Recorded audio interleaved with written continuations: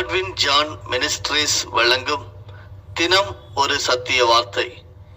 இந்த ஆடியோ நிகழ்ச்சிக்கு உங்களை அன்புடன் வரவேற்கிறோம்.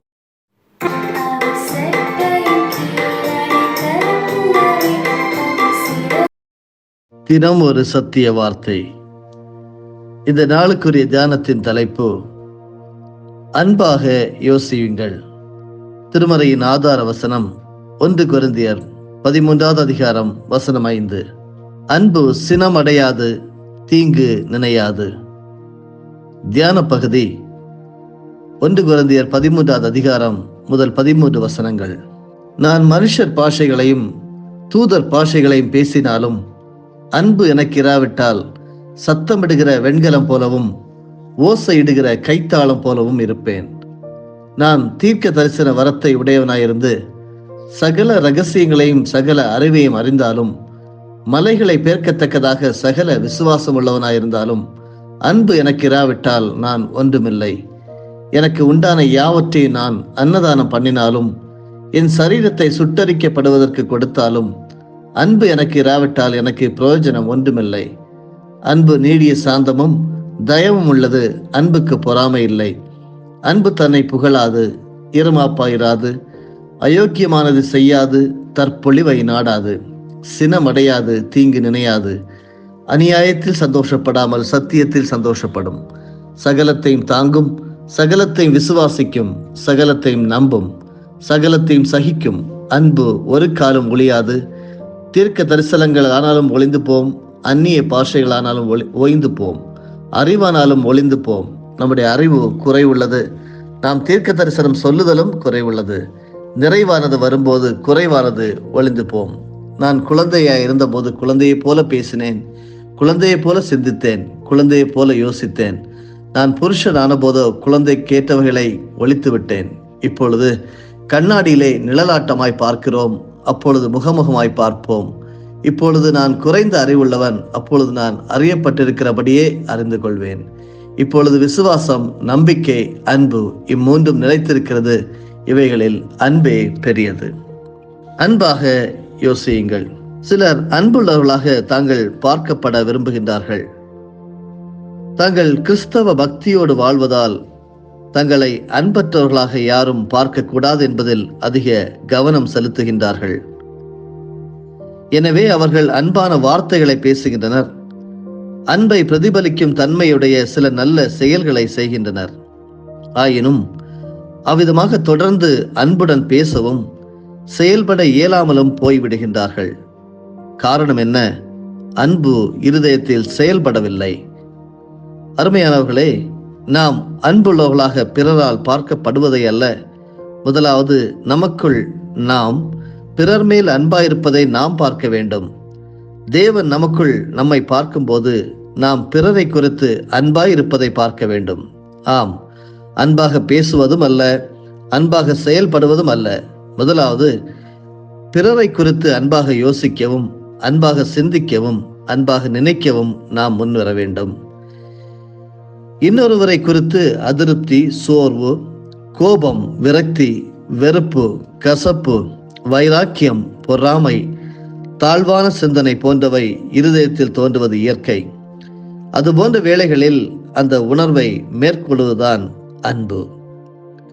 அதிருப்தியான சிந்தனைகளையும், வைராக்கியமான நினைவுகளையும், கோபமான உணர்வுகளையும், வெறுப்பான எண்ணங்களையும் உள்ளத்தில் உணரும் போது அவற்றை எதிர்க்க வேண்டும். அதுதான் அன்பு. இவைதானே பிறரை உண்மையாய் நேசிக்க விடாமல் செய்கின்றன. இவைதானே பிறர் மேல் கசந்து கொண்டிருப்பதை நியாயப்படுத்துகின்றன.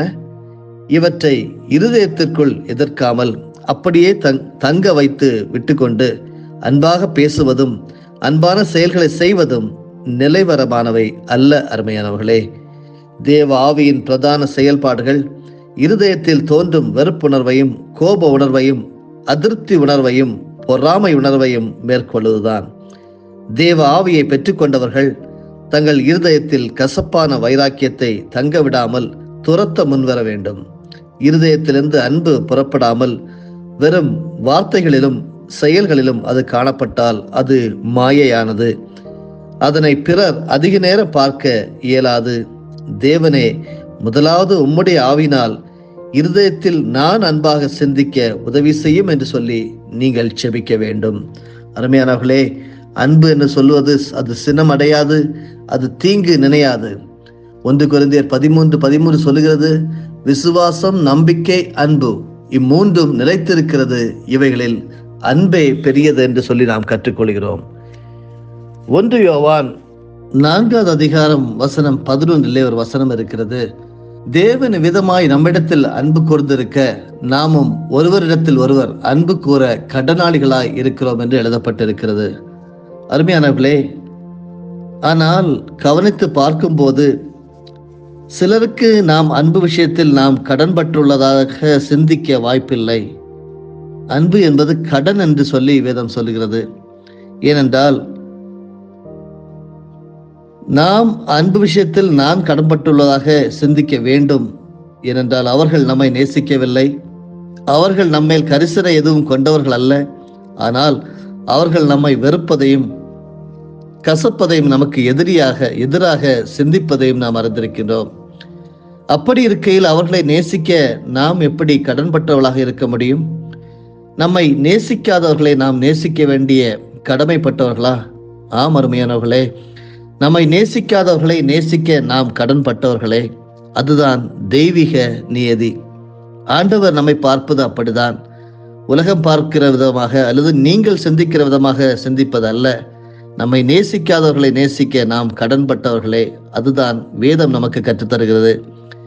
ஏனென்றால் நாம் தேவனை நேசிக்காமல் சிந்தனைகளாலும் செயல்களாலும் சுவாபங்களாலும் அவருக்கு எதிராகவே இருந்தோம். ஆயினும் தேவன் நம்மை வெறுத்து தள்ளாமல் தம்முடைய குமாரன் இயேசு கிறிஸ்துவின் வாயிலாக தம்முடைய அன்பை நம்மேல் ஊற்றினார் அல்லவா? நம்மை நேசிப்பதற்கு தேவன் கடன்பட்டிருக்கவில்லை, ஆனாலும் தேவன் நம்மை நேசித்தார். அதுபோல நம்மை நேசிக்காதவர்களை நாமும் நேசிக்க கடன்பட்டிருக்கிறோம். அருமையானவர்களே, தேவன் நமக்கு காண்பித்த அன்பை நாம் பிறருக்கு காண்பிப்பதே கிறிஸ்தவ நியதி. வெறுக்கத்தக்கவர்களாய் இருந்த நமக்கு தேவன் காண்பித்த அன்பை நம்மால் வெறுக்கத்தக்க நிலையில் உள்ளவர்களும் அவர்களுக்கும் நாம் காண்பிக்க வேண்டும். ஆம், தேவனிடமிருந்து அன்பை பெற்று மனிதர்களுக்கு அதனை திருப்பி கொடுப்பதே கிறிஸ்தவ ரீதியாக அன்பு கூறுதல் என்பது. ஆனால் இந்த தெய்வீக நீதியை நம்மால் ருசிக்க இயலும், ஆனால் அதனை செயல்படுத்துவது கடினம். யாரால் இதனை செயல்படுத்த இயலும்? மறுபடியும் பிறத்தலின் அனுபவம் பெற்றிருந்தால் தான் அந்த தேவ அன்பை நாம் அனுபவிக்க வாய்ப்பு கிடைக்கும். ரட்சிப்பு என்கிற அனுபவம் இருந்தால் மாத்திரமே அந்த நபருக்கு மட்டுமே இப்படிப்பட்ட வாய்ப்பு கிடைக்கும். அருமையானவர்களே, ஏதோ ஒரு மத பக்திக்காகவோ கிறிஸ்தவ நம்பிக்கைக்காகவோ பிறரை நாம் நேசித்துவிட முடியாது. நாம் கிறிஸ்துவை இரட்சகராக நமக்குள் பெற்ற பாவ மன்னிப்பு நிச்சயம் அடைய வேண்டும். அப்பொழுதுதான் பரிசுத்த ஆவினால் தேவன் நம்மை எவ்வளவா நேசிக்கிறார் என்பதை அனுபவ ரீதியாக நீங்கள் ஒவ்வொரு நாளும் புரிந்து உணர்ந்து கொள்ள முடியும். அப்பொழுதுதான் நாமும் பிறரை நேசிக்க கடன்பட்டவர்கள் என்பதை அறிவோம். சிந்திப்போமா? பிறரை நேசிப்பதால் அவர்களுக்கு ஏற்படும் நன்மைகளை விட உங்களுக்குத்தான் அதிக நன்மை. தேவனுக்காக சிலர் முன்னால் கோழையாய் நில், நாளை பலர் முன்னால் தேவன் உன்னை வீரனாக நிறுத்துவார். ஜெபிப்போமா?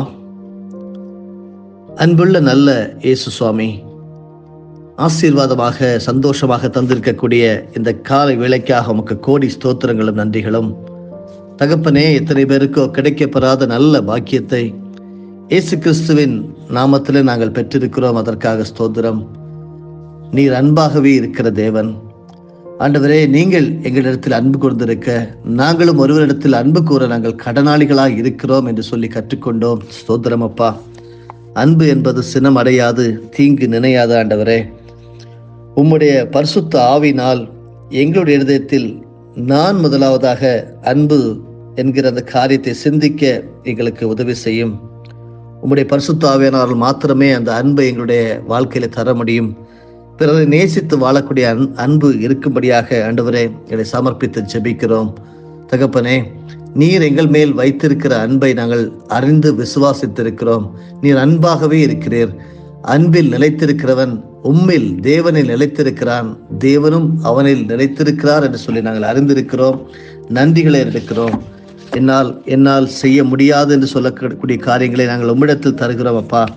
ஒருவரிடத்தில் ஒருவர் அன்பு கூற நாங்கள் கடனாளிகளாக இருக்கிறோம் என்று சொல்லி எனக்கு கற்றுத்தந்தீர். ஸ்தோத்திரம் ஆண்டவரே. இந்த உலக நீதி பல காரியங்களை சொல்லலாம், ஆனால் ஆண்டவரே எங்களை நேசிக்காதவர்களே நாங்கள் நேசிக்க கடன்பட்டிருக்கிறோம் என்று சொல்லி தேவன் நீர் எங்களுக்கு காண்பித்த அன்பை நாங்கள் பிறருக்கு காண்பிப்பதே கிறிஸ்தவத்தின் நீதி என்று சொல்லி கற்றுத்தந்தீர். உண்மையாக விசுவாசித்து பிறர் மேல் அன்பு செலுத்தி, முதலாவது நாங்கள் எங்களுக்குள்ளே அன்பு செலுத்தி வாழ்ந்து பிறரை அன்பு செலுத்துகிறவர்களாக ஆண்டவரே பிறர் மீது கரிசனை உள்ளவர்களாக வாழ கர்த்தர் உதவி செய்வீராக. பிறரை நேசிப்பதால் அவர்களுக்கு ஏற்படும் நன்மைகளை விட எங்களுக்கு அதிக நன்மை உண்டு என்று சொல்லி கற்று தந்தீர். சோதரம் அப்படி என்னோடு இணைந்து ஜெபிக்கின்ற ஒவ்வொருவரும் தீர்மானம் எடுக்கும் போது நாங்கள் அன்புள்ளவர்களாக உம்முடைய நாமத்தை பிரதிபலிக்க, உம்முடைய பெயரை பிரதிபலிக்க உதவி செய்யும். இயேசுவின் மூலமே பிதாவே, ஆமேன். என் ஆத்துமாவே கர்த்தரே ஸ்தோத்தரி, என் முழு உள்ளமே அவருடைய பரிசுத்த நாமத்தை ஸ்தோத்தரி. என் ஆத்துமாவே கர்த்தரே ஸ்தோத்தரி, கர்த்தர் செய்த சகல உபகாரங்களையும் மறவாதே. ஆமேன். நாங்கள் மனமாற ஆசீர்வதிக்கிறோம்.